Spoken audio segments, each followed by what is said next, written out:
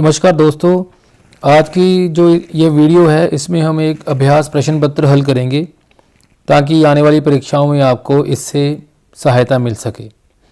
तो चलिए वीडियो शुरू करते हैं। हाँ जी, जो पहला प्रश्न है वो है क्वल्यमाला कथा के रचनाकार हैं। तो जो इसका सही उत्तर है वो है ए द्योतन सूरी।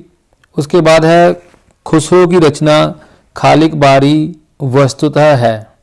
तो जो इसका सही उत्तर है वो है सी फारसी हिंदी शब्दकोश। हाँ जी, जो अगला प्रश्न है वो है किस समीक्षक ने विद्यापति की पदावलियों को जीव और परमात्मा के संबंध का रूपक माना है। तो जो इसका सही उत्तर है वो है डी राम वृक्ष बेनीपुरी। अगला है सिंधी भाषा का विकास अपभ्रंश की किस बोली से माना गया है। तो जो इसका सही उत्तर है पहला ही ब्राचर्ड। अगला प्रश्न है इनमें से कौन सी भाषा भारतीय संविधान की 8वीं अनुसूची में नहीं है। तो जो इसका सही उत्तर है डी भोजपुरी। अगला प्रश्न इनमें से किस शब्द में उपसर्ग नहीं है। तो जो इसका सही आंसर है वो है अपमति, डी आंसर है इसका। आगे है सबरस के रचनाकार हैं। तो जो इसका सही उत्तर है वो है मुल्ला वजही। फोर्ट विलियम कॉलेज की स्थापना कब हुई।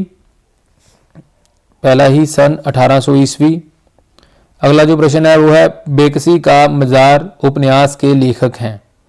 तो जो इसका सही उत्तर है वो है बी प्रताप नारायण श्रीवास्तव। आगे है सरस्वती पत्रिका के प्रथम संपादक हैं।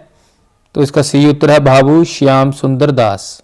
अगला जो प्रश्न है काव्य हेतुओं में व्युत्पत्ति का सही अर्थ है। तो इसका सही आंसर है लोक ज्ञान।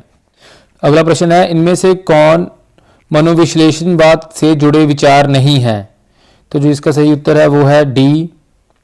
अगला जो प्रश्न है वो है काव्य गुणों के प्रतिष्ठापद आचार्य हैं। तो जो इसका सही उत्तर है वो है सी वामन। जो अगला प्रश्न है वो है विदंगभंगी वणिति किसका सूत्र है। हाँ जी, इसका उत्तर है ए कुतंगक। अगला जो प्रश्न है हठ योग का प्रभाव निम्नलिखित कवियों में से किस पर पड़ा है। तो ये उत्तर जो है वो है गोरखनाथ। आचार्य रामचंद्र शुक्ल द्वारा स्थापित सिद्धांत नहीं है। तो जो इसका उत्तर है वो है विसंगति बोध, पहला ही।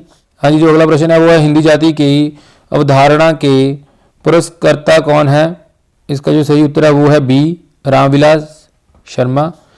अगला जो प्रश्न है वो है भाषा और संवेदना के लेखक हैं। तो इसका उत्तर है बी रामस्वरूप चतुर्वेदी।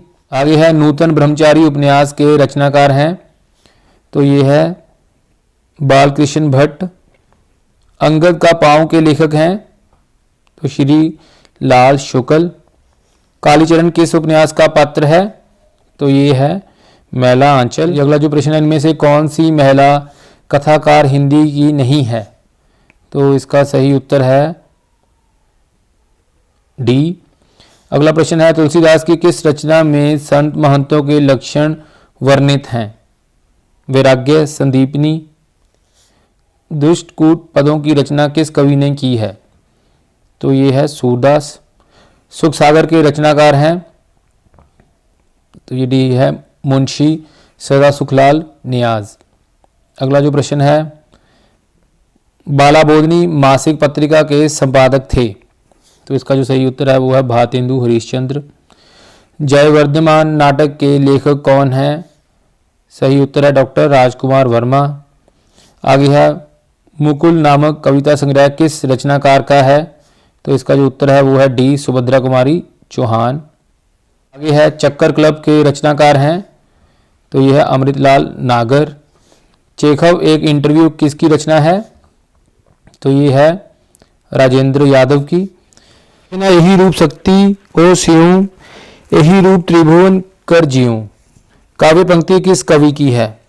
तो यह जो काव्य पंक्तियां हैं इसका संबंध जो आचार्य रामचंद्र शुक्ल जी हैं उन्होंने इसका संबंध मंजन से बताया है, लेकिन यहाँ पर उसकी कोई भी विकल्प नहीं दिया गया है। तो इसलिए यह प्रश्न जो है वो ठीक नहीं है।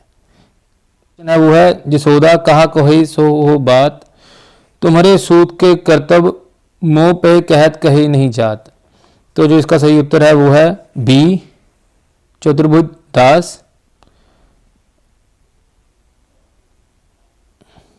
अगला जो प्रश्न है, यह अभिनव मानव प्रजा सृष्टि, देवता में लगी निरंतर ही वर्ण की करती रहे वृष्टि। यह काव्य पंक्तियां किस कवि की हैं?